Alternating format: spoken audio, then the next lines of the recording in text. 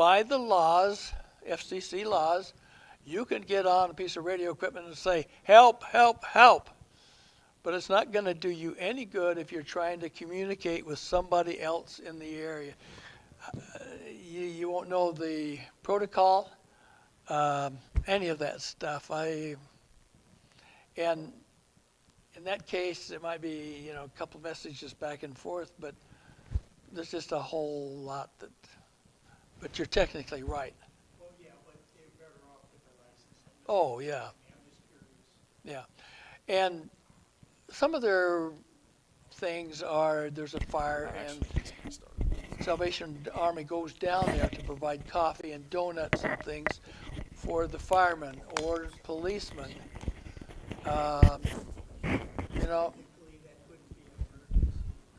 Yeah, I don't, not in my book. Let's see, was there anything else from the board of directors? Oh, okay, guys. Well, Dave's still setting up. Are you still setting up? No, we're pretty good to go, aren't we? Okay. We need an Elmer, somebody that would volunteer to be an Elmer to jump on new people when they get their licenses and make sure they're up and running, that they get the help they need. Encourage them. Is there anybody here that will volunteer be a kind of a de facto Elmer? Anybody? Anybody? Dan and I will do it if they're on the other side of the river, in the People's Republic of Illinois. Okay, Dan, you've been volunteered with Larry.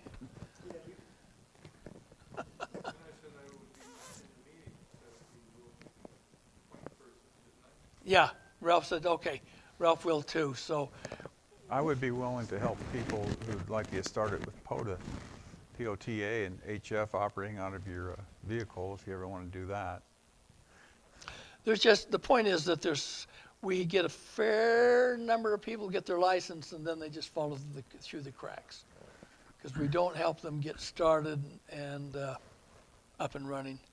So real quickly though, we've got some other people. We'd kind of like to reach out, and if any of you know any of the following, want to encourage them, Bill Shire, Ben Shire, Joe Lanetto, Jeff Headley. Jeff pays his dues, but we just haven't seen him at any meetings. Gary Pape. Gary used to be on the nets all the time. He's been here. Brent Fox. Mark Dolan. Remember Mark? And Greg Anderson works for Hardig. Who can reach out to Bob Molid? Gary? You'll reach out to Gary, find him. Tell him we miss him. Bring him. How about Doug Briemeyer? We think Doug's having to work and got a conflict, but he was always a regular. How about Tim Flynn? Or Dave Korpstein. I know Dave. I'll reach out to him. He checks in some nets occasionally. Jim Deggendorf, KB0DZI. Checks in on the net, but we've never seen him at a club meeting. Doesn't pay any dues. So I guess tell him if he doesn't pay any dues, well, won't acknowledge him on the net. No, we won't. Yeah. Larry? What? Yeah. Mr. Chairman, was there anything else we needed to bring before the club? Acting chairman. Okay. What? Oh, we want to get a list of current email addresses. Yeah, when it goes around, so. Any questions? Anything? Okay. Joe, by the way, has a lot of flu in his home tonight, his family, so that's why Joe's not here, our club president. So. Should we start the talk? Yeah. Okay. This is going to be a co-presentation by Colin right here and myself, and I guess I was kind of introduced last month, so I probably don't need to introduce myself again, but I'll give a little introduction here to Colin. Colin has been doing POTA almost since its inception, I think. No. But he's been like the first to activate a number of parks around here, and you know, I'll go out and I'll make 25 contacts, and he'll tell me, oh, I made 150 or something. He just blows everybody else away, and he's been at just a ton of parks around this area, and I kind of got into it, but I'm just starting, and but I can tell you it's been a lot of fun. But anyway, with that, I'll just and I know you've been you're retired now, but you were in the publishing business, I believe, right? But now I would just wax poetically and introduce Colin as he's a Yoda of POTA, and he always gets his quota. And but anyway, nobody knows why, but he sure does like pie, and he loves pie, I tell you. But Maybe you better stop on your head. but you're anyway. Colin's gonna. Yeah, I've got the mic. Oh, you've got one already. Okay. Yeah. Okay. So I'm really tickled to do this with Dave because Dave is a good presenter. You want this? You can have it. Uh, I'll set it over here. oh, you gonna bring up the next slide? Oh yeah, I can do that. Sure. Well, I don't think we really need it. I'm just going to tell him. I just want to give you, before we start, a little background on Parks on the Air. It's called POTA. But back in 2012, there was a group called Worldwide Flora and Fauna, and they're still out there. And they were promoting the idea of taking care of our parks and the fauna and everything. And they started encouraging people to go out to the parks and to activate from there with their radios. So Jason Johnson, W3AXX, became the national coordinator for the United States part of it. I don't know how this exactly came about, but in 2016, the ARL got into it by running a one-year event called National Parks on the Air. And it was so successful that it's continued, but POTA is now its own organization, a tax-free volunteer, and it continues to promote portable operations from parks and protect areas worldwide around the world. In 2018, it was organized as a nonprofit organization, and I'll tell you, anytime I've needed some help, I find other POTA guys like Mike Chulifish and G9B.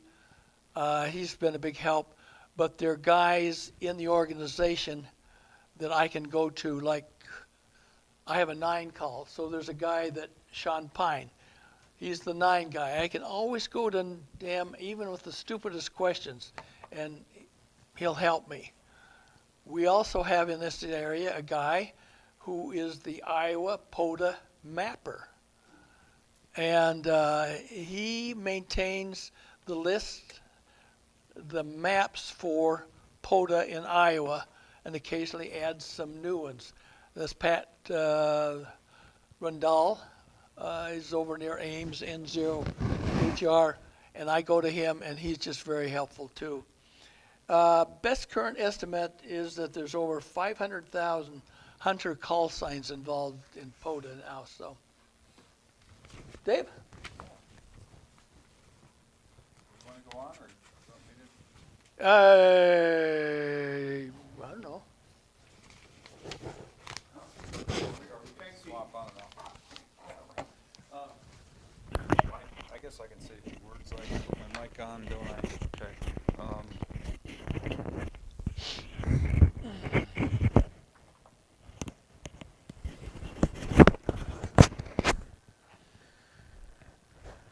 Okay, so How does it work and what does it require? Well, it requires activators and hunters. So activators are the ones that get on the air and call CQ, DE, and then their call sign, blah, blah, blah. From a park. And they call from a park.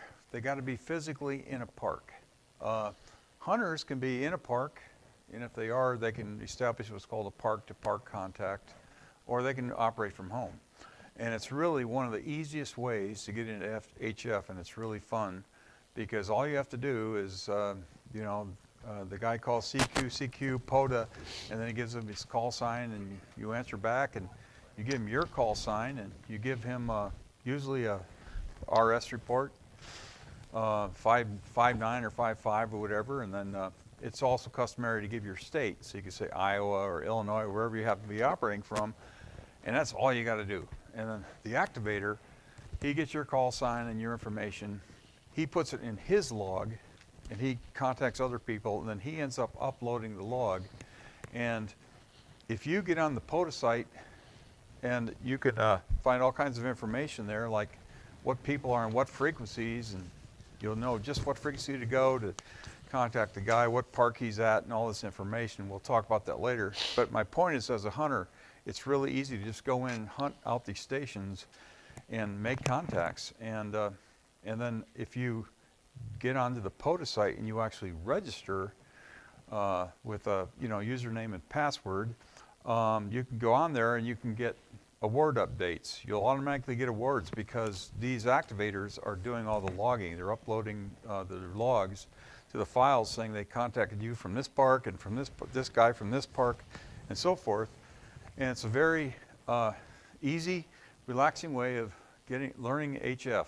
But the POTA site has site lists and maps. You can see maps of all the applicable parks on the air sites, which typically include state parks, state wildlife areas, national parks, national historic sites, and National trails. national trails, and what else? Well, it's easier to say what it isn't. It's not a county park, it's not a city park. Yeah, that's a good way of putting It's it. not Yeah. it's not a county wildlife area. If you drive around in Iowa, you see these signs that say Jackson County access or something to the river. No, it's Yeah, okay. So pretty much, but mainly state parks, wildlife areas, refuges, and national sites and historic sites. The posting website will go on and just show it to you live. One of the bad things about this time of the night, there's not going to be many spots on POTA. If they are, they're going to be overseas because people aren't out in parks operating this time of the night. There is a reward system. The reward system means you get all these various You want me to show them? awards. Well, I'm going to show them live okay. if you want later. No, that's fine. But we can talk about that later. And statistics showing how many parks you've contacted, and there's also a Worked All States award and so forth. Most people operate either small portable battery operated equipment that you might set up on a picnic table in a park or something, or you might operate from inside your vehicle, and that's pretty nice in the summer or the winter if you want to run your air conditioning or you want to run your heater. And to activate a site, if you want to be an activator, you have to make a minimum of 10 contacts from that site, and they have to be done within a single UTC day in order to activate a park. And going on to the next one, I'm going to let you talk about this slide. Oh, okay. Well, yeah, if you want to get into POTA, this is the place to be. I imagine there are, within an hour's drive, there's 30 or 40 different sites that you can go and activate. It's really cool. I go over to Bellevue. There's Bellevue State Park. There is Big Mill Creek. There's Little Mill Creek. I go down to Preston. There's Dalton Pond. Down below that is Goose Lake. There is Macokota Caves. there's Wapsipinicon State Park, there's White Pines Hollow Forest. It just goes on. And then you go up the river, and there are a lot up there. We're just in a great area. Imagine if you were out in Nevada. You might drive 3 hours to get to a park. We got them all over. Here we go. Oh, how come it's not showing up? Oh, I see. No, I don't. My screen's not showing up.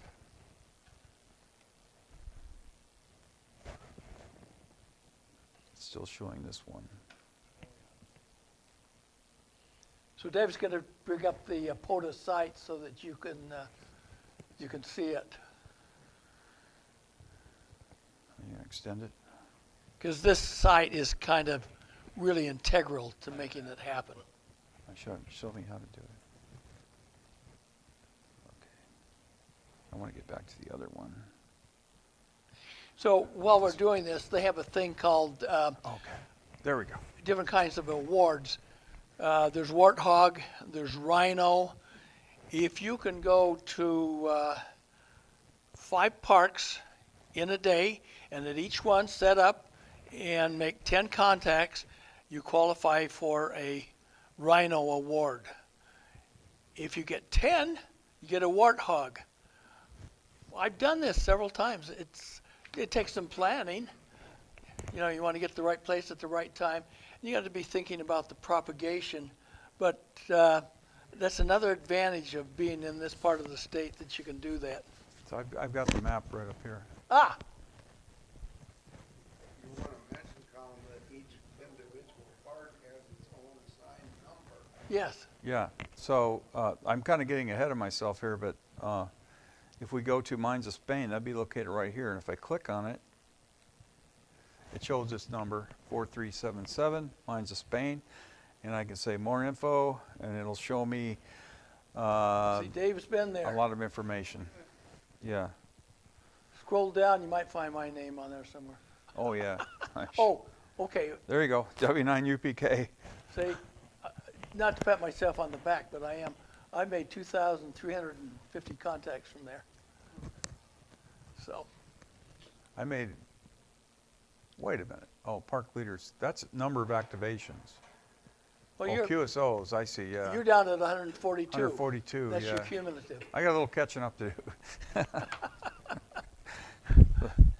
So, if we go back to here, there we go. Anyway, where were we? Well, we're at the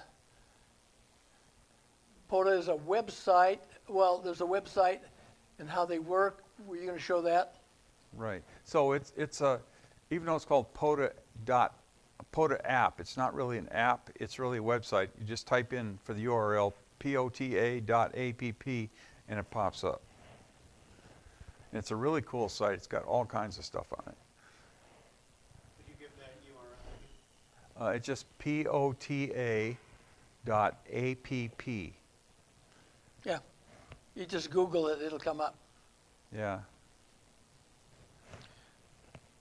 And it's really advantageous to just go ahead and register on that website, because one thing it'll do if you register, in addition to showing you all your awards and all that stuff and keeping track, you can also tell it where you're located. So when it brings up the map, it centers the map where you live and not in, you know, wherever it usually centers in Europe or something like that. So there's a general POTA site, and that has the rules for it.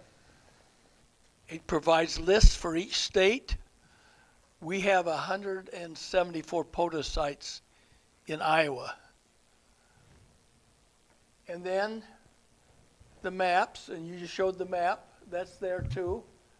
It gives the park sites. And when you get in there, it gives you a description, it gives GPS coordinates, and the ID numbers. That's what you were referring to, Pat. US 4377, that's Mines of Spain.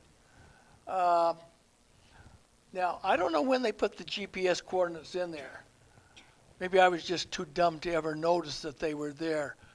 I spent a lot of time wandering up in Decatur and Decorah, finding places up there, and I had these really cool maps that I used and trying to follow roads. Now you can put in the GPS and boom, it tells you where to go. Of course, we all know where Bellevue State Park is and Mines of Spain. So anyway,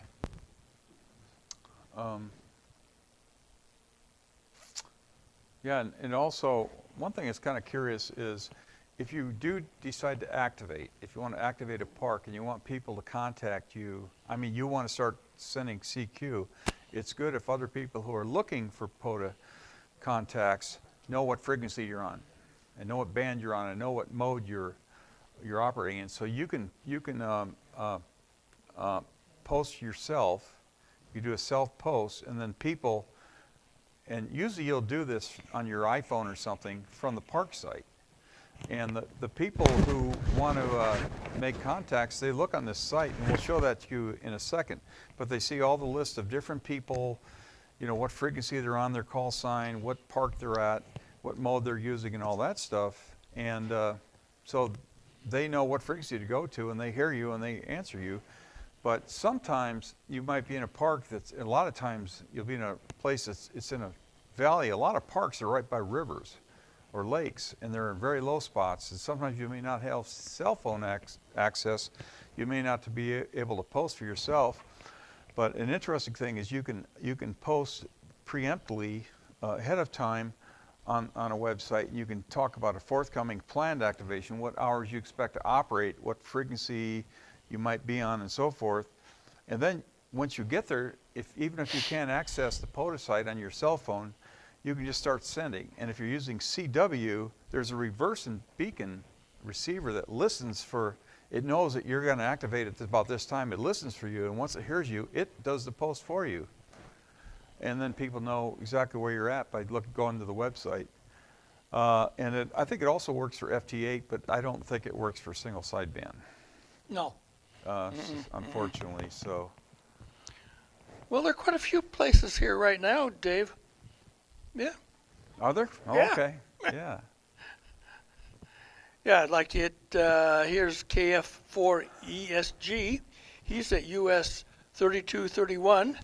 That's Miller's Sylvania State Park in Washington. And his frequency is 7.278. Yeah. And somebody, a work team, and then they spot him and say, hey, he's out there. It's just kind of a affirmation. You don't always get spotted by somebody, but here he's been spotted.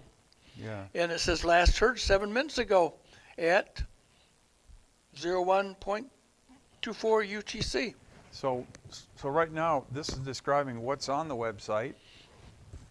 In a second, we're just going to get on the website right here on the computer. You can see, but you know, just some of the things that it gives is a chronological list of all your activations. What parks have you activated?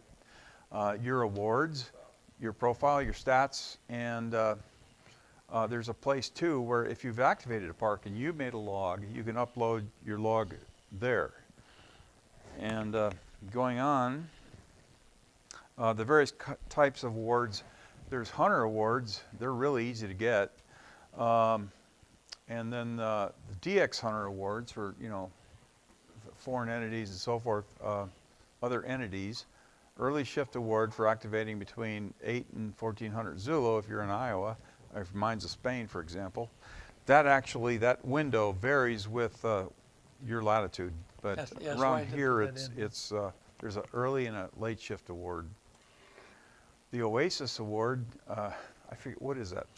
Well, if you've been at a park and you've worked it 20 times, it's an Oasis. You get a Oasis Award. I've got one for Bellevue, and I've got one for Mines of Spain. And then there's a Kilo Awards, which I'm far from, but you're almost there. That means you've made at least 1,000 QSOs from a particular park. I've got 13 of them. You got 13 people? Yeah, That's nothing. I got 0 of them. that's what a Kilo Award. But I've gone. There's 13 parks that where I made 1,000 contacts. So Yeah.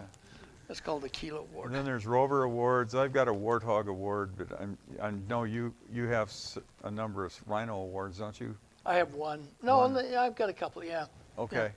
And then there's other special awards, but we'll move on and, okay, let's see. Okay, we're getting close to just looking at the site, but, you know, the fun and lure of POTA, okay, so it's an outdoor activation. You're in a beautiful park. Sometimes, well, you know, really, this is your slide. Why don't you talk about this? You made this slide. Oh. Yeah, well, part of the fun, the fun of POTA for me is being outside and parks vary.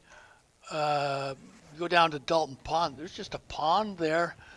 For the hunters, it's a bigger area, but the area that you can get into to do a POTA, at least for me, is just kind of this parking lot. But then there's cool places like Bellevue State Park. But it's fun to be out there. I think it's fun to set up your equipment. I've had immense fun assembling my equipment, getting it to work the way I want it, refining it. That's been a lot of fun. And a lot of times for me, it's fun to figure out where you're going to go and when and how much time it's going to take you to get there. If you want to go to a real cool place, go up to Yellow River State Forest. Beautiful forest. You can get up there. There's the remnants of an old watchtower. You can look out over the valley. That's part of the fun of doing POTA. And then a lot of times I finish up and I go for a walk, explore the park, see what's going on. There's a lot of on-the-air camaraderie that goes on too. I was down at Nauvoo State Park, and I forgot my cell phone, so I couldn't post myself. Well, what do? You go along and you listen for another guy that's out there doing a POTA. And you make contact with him. You say, park to park, and he says, park to park, come back. And you announce who you are and where you're at, and then you say, hey, would you mind posting me if you can? Now, this guy's busy, but I've had him do it. In this case, though, there was another guy, a hunter, listening, and he stepped in and he says, Colin, I got your frequency, I got your park, I'll post you. Okay, so then I went to the frequency that I wanted to use, and bang, I'm posted. It started happening. So there's this camaraderie that goes on. Sometimes if there's a DX trying to get in, they'll say there's a DX that's trying to get in, or if somebody's trying to get in that's mobile or QRP, somebody will say, you got a QRP out there. But there's a lot of camaraderie, cordiality. It's a good group. And quite often the hunters will look you up first and they'll say, hey, thanks, Colin. And they use your name and kind of, a nice little touch. Some of the guys I've gotten to know, so I'll say, oh, Eddie, good to hear you today. Or I know Joe and several others, but it's just because I've worked them so many times. There's guys out there building their lists. Did I say enough?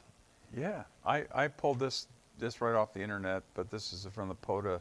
I thought that was yours. No, this is not me.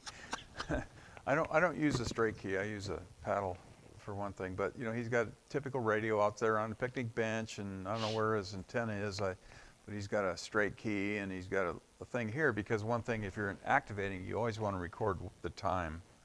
You have to keep a log. He's keeping his log here, and you want to know the time and what band you're operating on and that sort of thing, and you got a list of call signs and RS signal reports and so forth.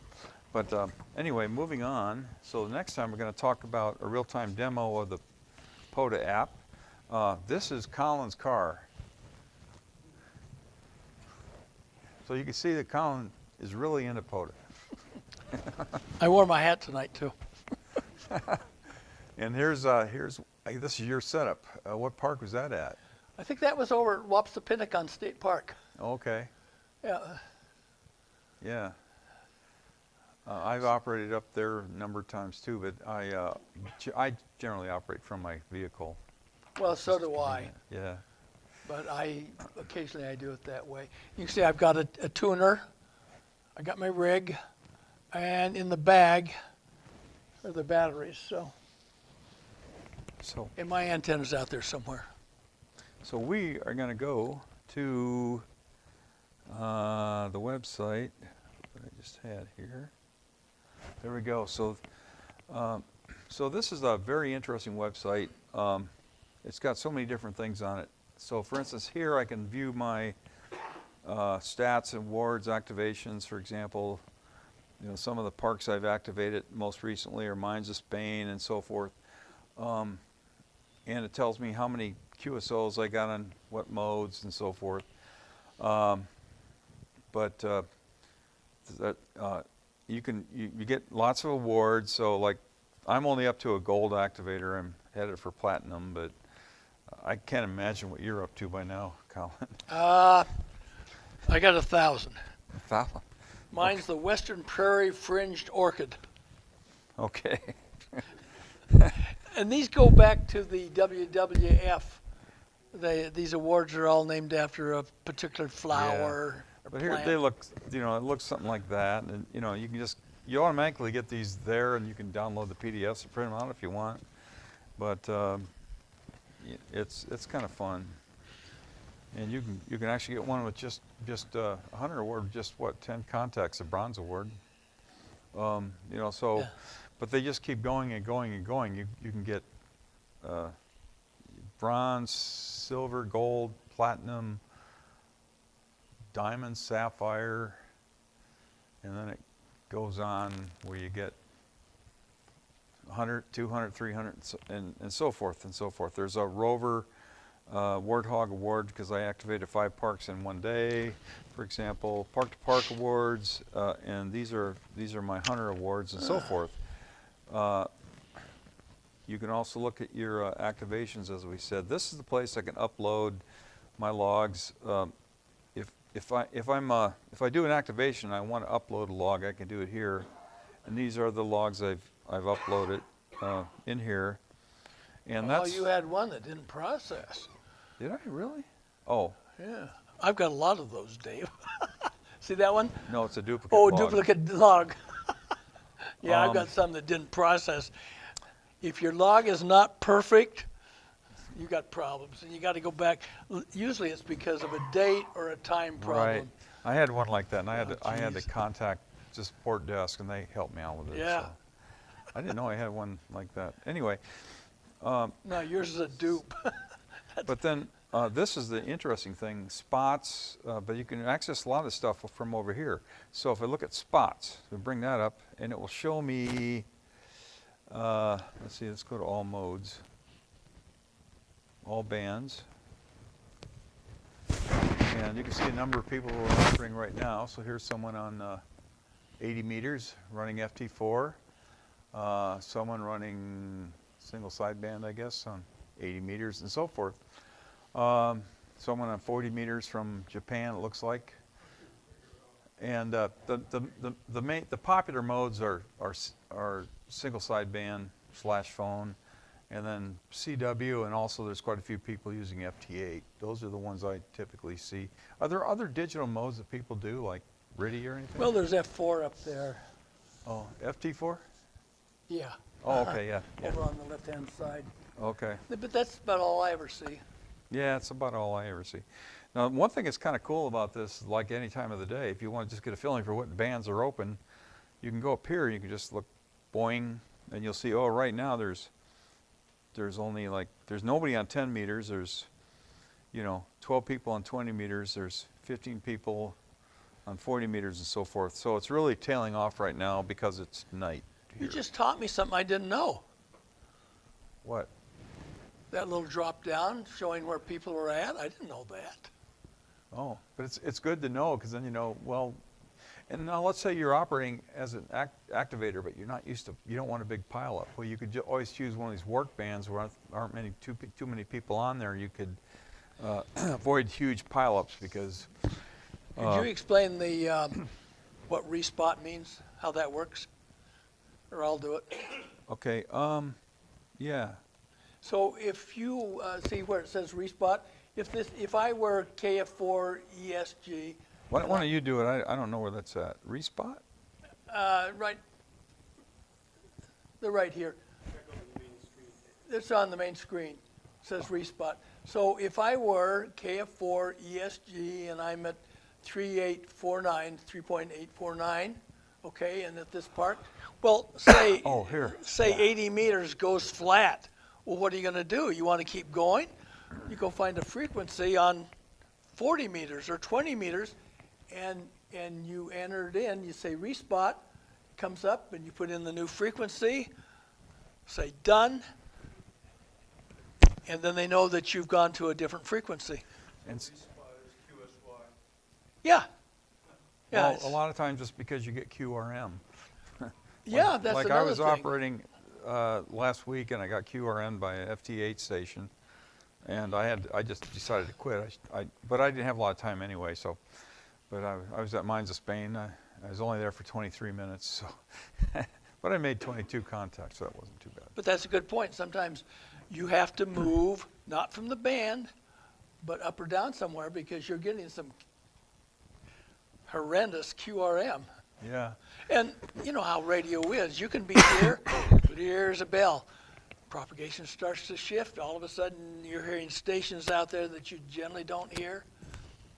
Another thing, yeah, and sometimes the van just goes dead, right? You Yeah. know, like 20 meters will go dead at a certain time. And but another problem you can sometimes have at the sites is noise. If you're by a power line, sometimes they can be really noisy. So you try to find a place that's not too noisy. EB Lion is terrible. And this is where you spot yourself. So you can say where your park reference, your frequency, and comments you usually would probably, I like to put CW because I haven't done single sideband yet, but I should. But I've found you've got to put a comment in or you can't to spot it. It doesn't, Oh, okay. yeah. I didn't know that. Yeah. I Yeah, always, a lot of times I just put in beta, delta, whatever, but oh, okay. yeah, it won't spot unless you put something in And comments. once you spot, then everybody sees it on this website, and they know you're there. You know, now they know you're there. Activations. Oh, these are scheduled activations. We said where you can pre-schedule it.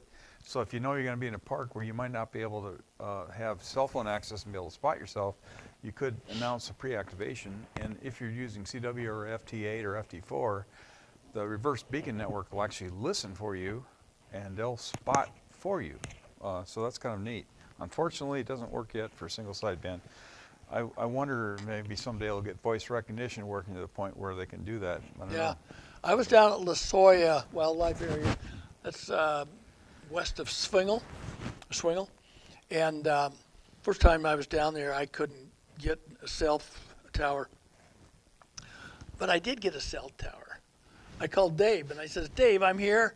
Here's the frequency I'm on. This is the park number. Will you spot me? And he goes in and he spotted me, and away it went. Now, since then, I've found that if I move around, there's some hot spots. But Yeah. it was funny. I could call him, but on this app, I couldn't get the bars to do it. Yeah. Here's a top activators. I would think I'm gonna see your name show up here. Oh, no, mine won't be up there. You sure? K2HA and K7SEN will be up there. But anyway, when you first get on this website, see, I'm already logged on, but if I were to sign out, then which I'm not going to do, but if it doesn't know who you are, then it just comes up and it doesn't know where to center the map and all kinds of other stuff. It doesn't know whose awards to show, so it's still useful, but it's real easy to log on, to create an account, and then you're all set. This is, a little bit analogous to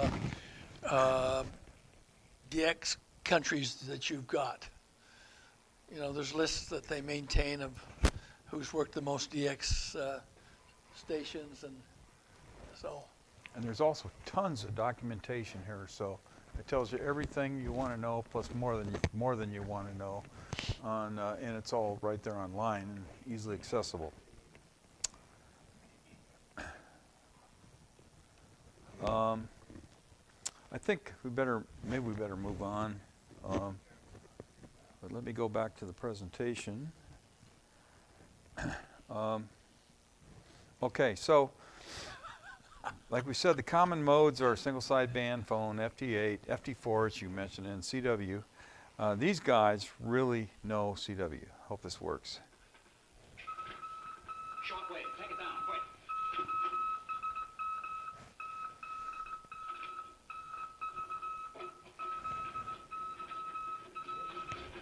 What's it say? Shut up. What's that mean? You too. So anyway, so what they actually said was PZQ, YSM, TDM, NVE, ZYL, just nonsense, but it was real Morse code. I was at Mines of Spain the other day just because I wanted to make a recording, and I was hoping to get a big pile up, but Murphy's Law did not work with me, so I did not get a big pile up. But here's a typical exchange, and one of the things that will happen during exchange is you'll get a phone call, or another thing, when you're doing an activation and you got a lot of people trying to get hold of you, you'll finish one QSO, and immediately there's like everybody's trying to, call you again and get on, or, hear me, recognize me. And so you'll be busy trying to write down the results of the first QSO and all that stuff. And, there'll be a pause and stuff before you can get back to them. But I've had crazy pileups, like you get like 10 or 20 people coming back to you at the same time. And in the pileup, sometimes you only hear the first couple letters of the first guy to come back to you. You might hear, or more likely, you'll just hear the last few letters of the last guy who tried to get hold of you, and everything else is just on top of each other. But this was a pretty tame situation. This is showing bad practice where I'm sending CW too fast, and later I slowed it down, but it's not it just wasn't very considerate to other, a lot of the hunters. But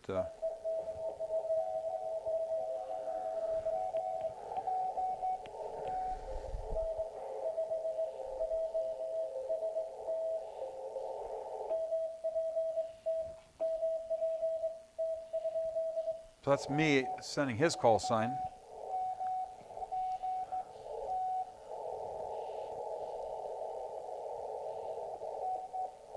So he's sending. Okay. And I finally answer him. I was busy doing something.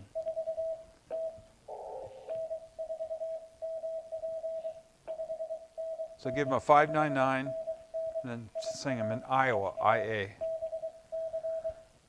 And then he gives me his signal report.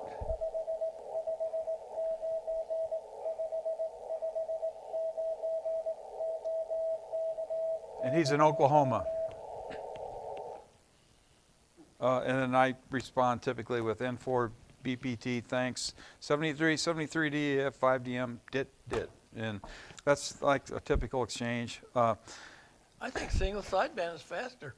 It is. Well, the thing about single sideband is you can convey information a lot quicker. Yeah. And This is 5.9. it is, absolutely. But I mean, people really want to make fast contacts with CW. They don't say much. You exchange minimal information and you move on. But a lot of times I send stuff like, thanks for Illinois or something, 73, thank you. But you're absolutely right. Single sideband's a lot faster. I didn't realize that until I was listening to that. Yeah, but Well, particularly if you get into a rhythm and on a roll, and people know how you're doing it. Usually when I'm doing it, after each contact, I'll say QRZ. Everybody knows that's when they can come in, not until then, and they respect that. yeah. So, okay. I already talked about some of this pileups. If you don't want to do pileups, you don't have to activate by sending CQ. You can actually activate a park by just physically being there. You can be a hunter. You can listen for other people, and you can make content a minimum of 10 contacts from a park without ever sending a CQ, and you've activated that park. But if you want to be an activator, you have to log it and upload it to the POTA site, and then you'll get a credit for an activation for activating a park. Like we said before, you can avoid big pileups by working on work bands and or working times when POTA is less busy. Like we said, that's self-explanatory. POTA operators are generally cordial, courteous, and courteous CW operators slow down for other people, and I did later on. But everybody has to start somewhere, and I think the people operating on POTA know that, and they want to encourage new people to join in. So if I'm having big pileups, I'll say, okay, guys, there's all of you trying to get in. Let's go down through, and I'll say, do we have any 0 calls? Yeah, right here. They'll come back, and then I'll say, okay, we're going to move on to 2 calls, and they'll come back, and 4 calls. That's 4 calls. They just drown you out. Yeah. So I always call 4 calls last because you know they're going to be there. But you'll say that 1 call, and there'll be 1 guy that shows up, and he's been drowned by everybody else. You get to work him. So. You know, with DX pileups, a lot of times on single sideband or CW, they use split frequency operation, but we generally don't do that with POTA. I don't know if it's ever been done. It's No, just I've never not noticed encouraged. anybody doing it. So I think we pretty much. Okay. So if I'm hunting and you hear the last guy sometimes who calls you because everybody else was on top of each other. You might hear the last characters of his name, and you'll ask for DM ? DM ? Or whatever, and hopefully that guy comes back to you. Some people don't listen and they come back to you anyway, and blah blah blah. But as a hunter, patience is a virtue. You just got. I'll say station ending in DM, Delta Mike. Yeah. And everybody stands aside till Delta Mike, KF0, DM comes in. Yeah. So. Yeah. But sometimes other people come in anyway. Oh yeah, there's a few lids out there. Yeah. Yeah. This is my typical setup that I use. These are some extra ham sticks for different bands. I'm sitting in a chair that's behind the passenger seat, so I'm sitting in the second seat of my car. And I got the seat folded down. Here's a 50 amp hour battery to operate my radio, which is it's a 10 Tech Eagle, and my CW paddle. And sometimes I use earphones, sometimes I don't. But I used to log with the computer, and I kind of gave it up and just went to logging with paper because it's just so much simpler, and it really doesn't take that much work to enter the stuff later on. So that's a typical thing. And on this session, I'm working 20 meters, just ham stick mounted on top of my roof. And I usually don't have to run the heater in the winter unless it's really cold out, because you park out in the sun, and it's amazing how much the sun will warm you up in your little greenhouse out there in the winter. But in summer, it can get pretty hot, so you typically look for a shady spot to park your car under. But sometimes if it's really hot, I'll just start the car up and run the air conditioner. But I know Colin often sits out behind his car, opens up the hatchback, uses it to shield him from the sun, and operates from there, where you can get a nice breeze to keep you cool.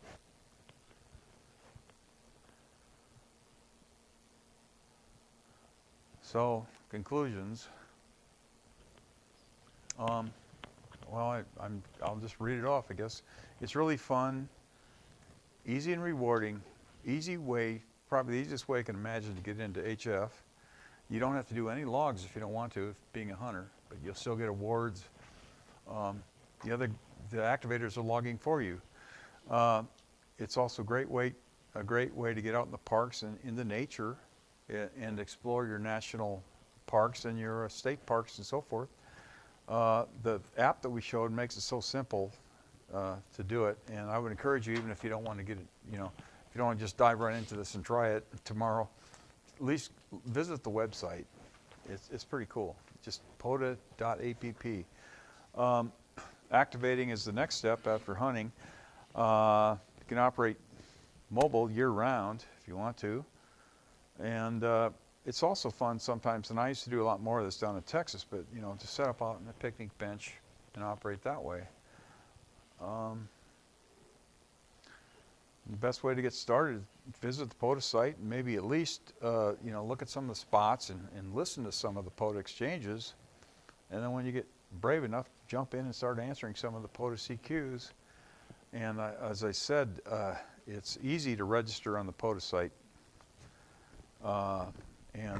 With that, I don't have much to add. Do you have anything? Well, I'll just show you. I don't know if you can see this, but I was up in northern Wisconsin. It'd been snowing, and this is one of the ones I did. You can see I was in a lot of snow.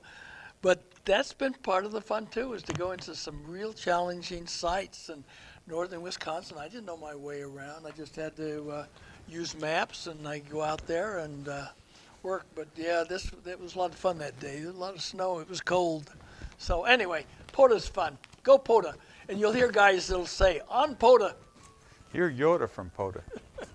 Yoda of POTA. Yeah. All right, thanks, guys. Okay. Yeah, just a comment, I heard somebody last Saturday on 40 meters, and I tried to contact him, but the problem is I was using a 40-meter whip that was supposed to be in a car, sitting in a valley under a power line, so I can't talk to anybody.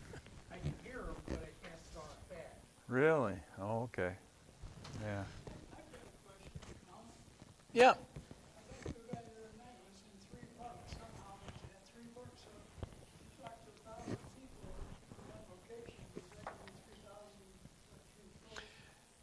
That operator will have to upload every one of those 3 times or individually. So it takes time when you do that. But here you can go down. We have the Wapsipinicon River, State River or Water Trail or something. And you can operate from that. Or you can go to Barber Creek. That's contiguous with it, so you get a twofer. Or you can go to Wapsi, too, and now you can also go over to Wapsipinicon State Park. That river, that waterway goes through there, and it also goes through Cedar Rock State Park, and so those are twofers. I don't know of any threefers. Threefers usually occur where you have a national trail coming down, some kind of a state park, and maybe still something, a wildlife management area tucked in that. Yeah, was it a threefer? Yeah. Yeah. Well, some of the, and a lot of the logging applications, I use AC Log.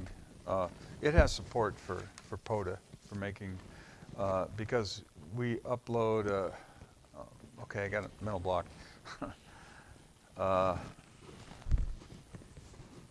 What kind of file do we upload? I got a mental block. ADI? ADI file, ADIF file, ADIF or ADI file. Yeah. And it'll create the ADI files, and it has support for putting all the things you need for POTA, like, you know, putting in your park identifier and so forth, and whether it's a park to park and so forth.